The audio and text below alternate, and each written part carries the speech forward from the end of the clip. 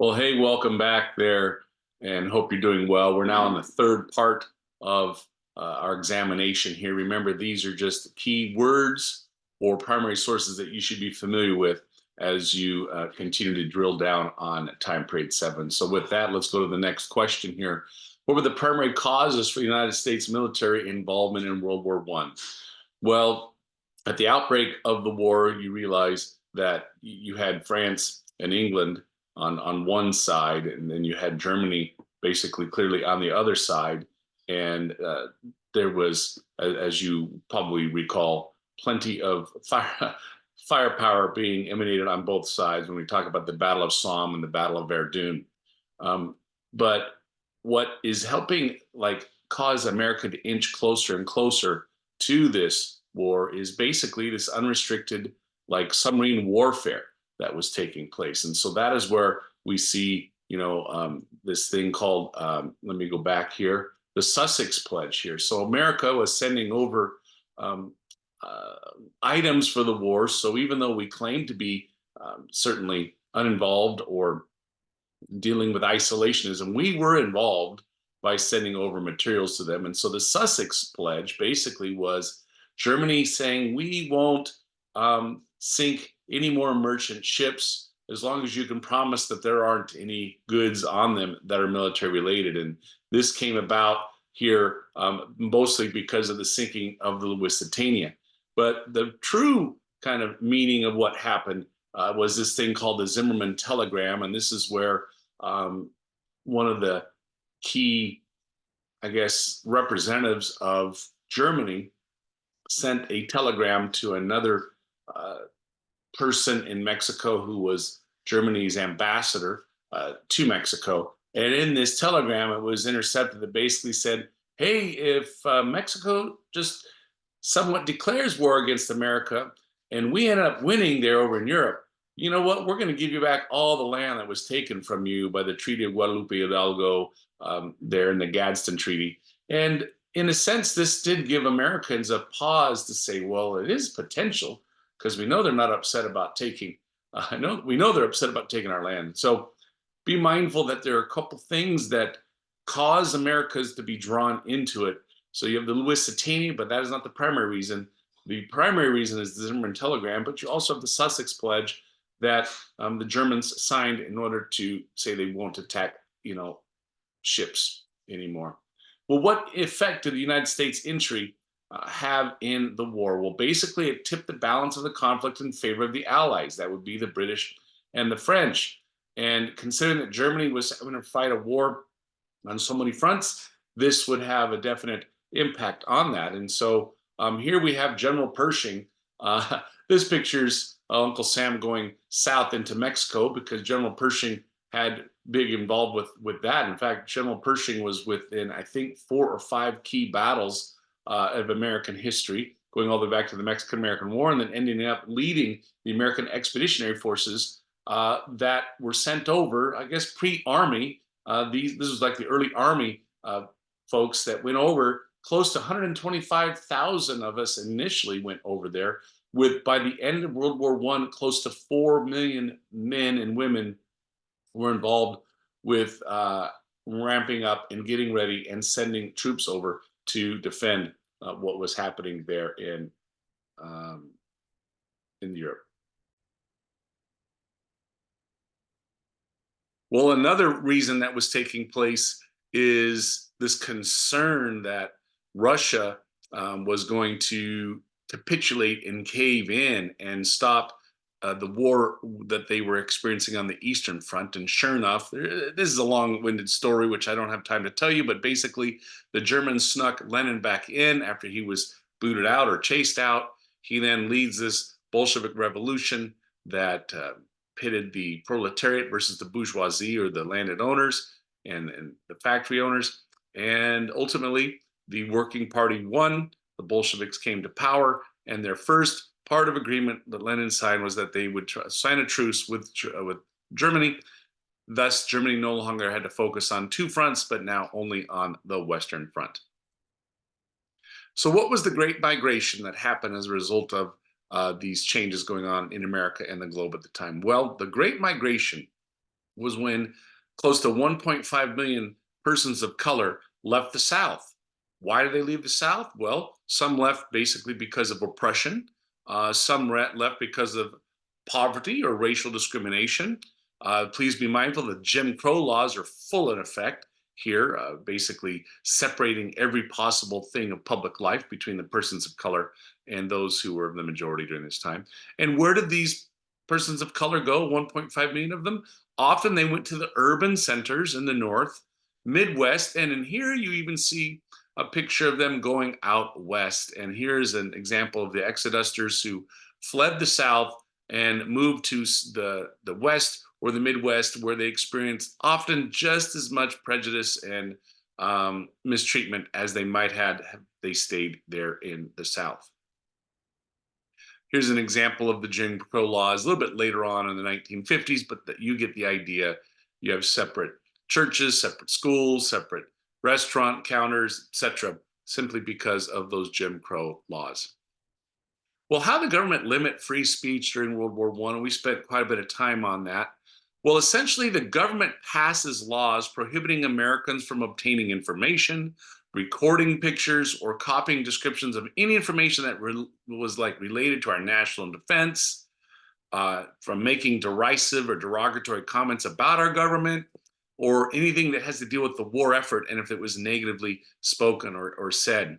So one such thing was the Espionage Act that was passed by our government. Here you can see some pictures that we have. Sadly, down in this corner here, you see this person looks like a werewolf. That's what they portray. The cartoonist portrays that that's the working labor union that represents probably a lot of the immigrants coming in. And then they have other wealthy industrialists here who they feel are speaking out against the war. And so the government passes this Espionage Act, basically saying it's illegal to kind of say negative things about it. And then the Sedition Act that comes a little bit later is basically if the government has the right to change laws during a time of war. Okay, and then so that's where the Schenck versus kind of the United States came in. Is that Schenck was out passing flyers to people standing in line who were trying to sign up to become part of the draft, if you will, to go into the war. And he's like, no, read this flyer. This is really what's going on, what will happen to you. You're not going to come home with gold and glory and all dripping in medals. You're probably going to come home in a box if you're lucky. And so this negative, I guess, information threw him in jail, and then eventually the court SCOTUS heard the case and basically argued that during a time of war, if there's a clear and present danger, that's the phrase, clear and present danger, then yes, the government can suppress your rights of freedom of speech.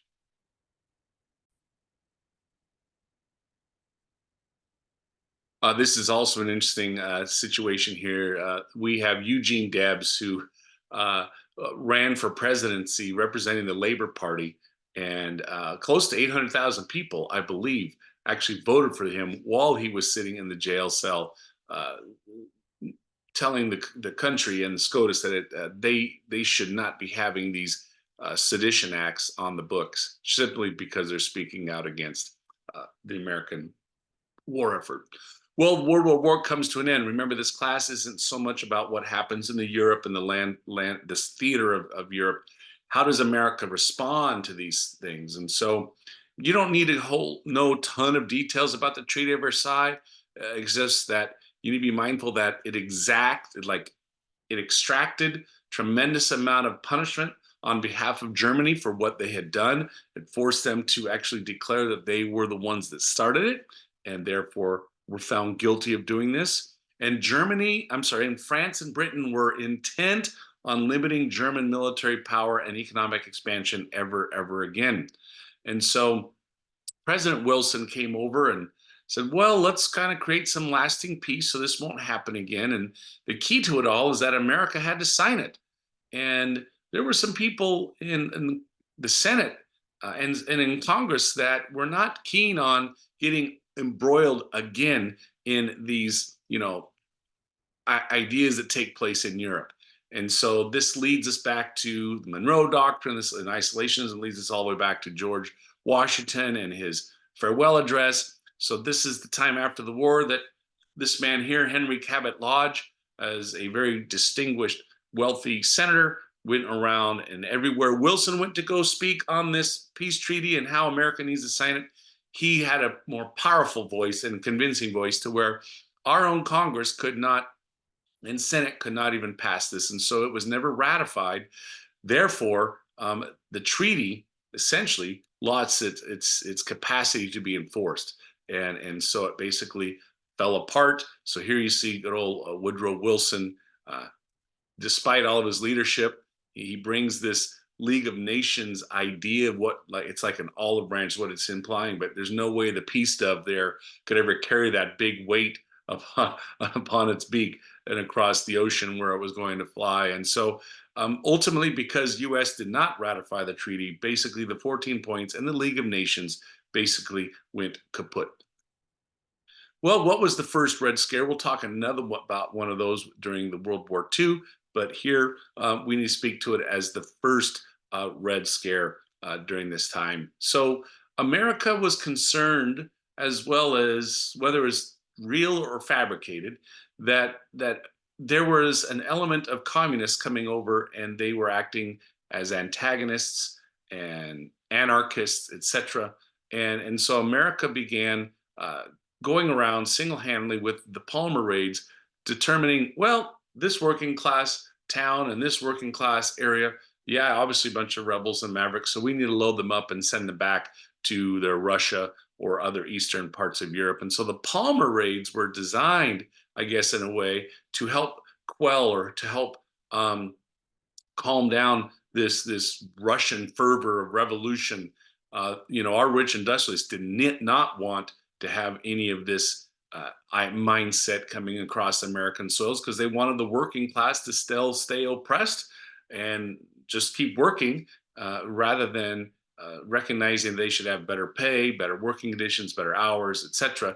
That the unions have been fighting for some time. And so these Palmer raids come to express how our government was using every means necessary to capitulate to what the industrial class wants, in order to kind of keep the machine moving forward, the industrial machine, and that I have the industrial revolution.